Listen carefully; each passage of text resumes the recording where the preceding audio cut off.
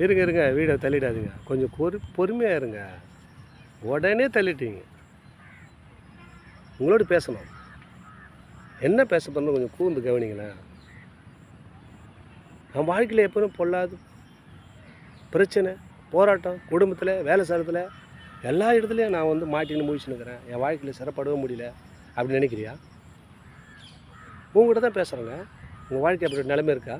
பயப்படாதீங்க. ஏசப்பா உங்களோட ஆசீர்வதிக்க போகிறாராம். என்ன சொல்கிறாரு அதை கூர்ந்துங்களேன். சங்கீதம் 91 10ஆம் அதிகாரம் சொல்கிறாரு, ஆகையால் ஆகையால்னா என்ன? நீ என்னை நேசிக்கிறதுனால, ஆகையால் நீ பயந்து கொண்டுக்கிறே, அதனால் உனக்கு என்னன்னு தெரியலம்மா, பயப்படாத மகனே மகளே. ஆகையால் பொல்லாப்பு உனக்கு நேரிடாது, வாதை உன் கூடாரத்தை அணுகாது. என்னுடைய மகப்பா, என்னுடைய மகன், என்னுடைய மகள், உனக்கு என்ன பண்ணாது? வாதை உன் கூடாரத்தை அணுகாது, பொல்லாப்பும் நேரிடாதுப்பா. நான் உன் கூட இருக்கிறேன், நீயே அதை மறந்துட்டுன்னு கேட்குறாரு. புரியுதுங்களா? நம்ம என்ன பண்ணுறோம்? ஏதோ பிரச்சனை வச்சுக்கணும், மனசில் பாரத்தை போட்டு உட்காந்து.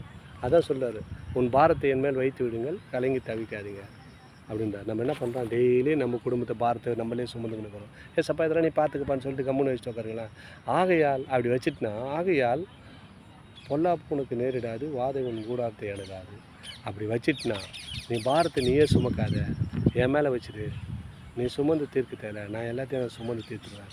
உன் பாரங்களை என் மேல் வைத்து விடு, கலங்கி தவிக்காது அப்படின்றார். நீ கலங்கி தவிக்கிற காலமே வராது மகனே மகளே. பாரத்தை என் மேலே வச்சுட்டு சமாதான சந்தோஷத்தோடு வாழ போகிறீங்க. அதுதான் சொல்லுவார், உன் குடும்பத்தில், உன் வேலை ஸ்தலத்தில் அதெல்லாம் என்ன பண்ணாதான், வாதை உன் கூடாரத்தையும் அணுகாது, பொல்லாப்பு நேரிடாது. வாதை உன் கூடாரத்தை அணுகு. எந்த பொல்லாப்பும் உனக்கு நேரிடாது, வாதையும் உன் கூடாரத்தை அணுகாதுன்றார். ஆண்டவர் எப்படிப்பட்ட வாக்குத்தத்தம் கொடுக்குறாரு பத்தியா? நீ பயப்படாத. இந்த வீடியோ பார்க்குற இந்த வசனத்துக்கு அன்பு சகோதரிகளை, உங்கள் வாழ்க்கையில் போராட்டம் இருக்கலாம், பிரச்சனை இருக்கலாம், பயப்படாத. அந்த பிரச்சனை என்ன பண்ணார்? நீங்க போகிறாரு. அதுதான் சொல்கிறார், ஆகையால் பொல்லாப்பு உனக்கு நேரிடாதுப்பா. பொல்லாப்பில் மாட்டிங்கன்னு பயப்படாத. பொல்லாப்பு உனக்கு நேரிடாது, நான் காத்துக்கிறேன்ப்பா. வாதை உன் கூடாரத்தை கூட அணுகாது. எந்த பிரச்சனை உன் கூடாரத்தில், உன் குடும்பத்தில் அணுகாது. நான் பாதுகாத்து வழி நடத்துக்கிறேன். ஏசு நான்ன்றாருங்க. பயப்படாதீங்க. தொடர்ந்து இந்த வீடியோ பாருங்கள், சப்ஸ்கிரைப் பண்ணி பாருங்கள். அது உங்களுக்கு பிரயோஜனமாக இருக்கும். தேவனுடைய நாமத்தை மகிமைப்படுத்தா இருக்கும். பிடிச்சிருந்தால் லைக் பண்ணுங்கள், எனக்கு ஷேர் பண்ணி விடுங்க. ஆமென். God plus.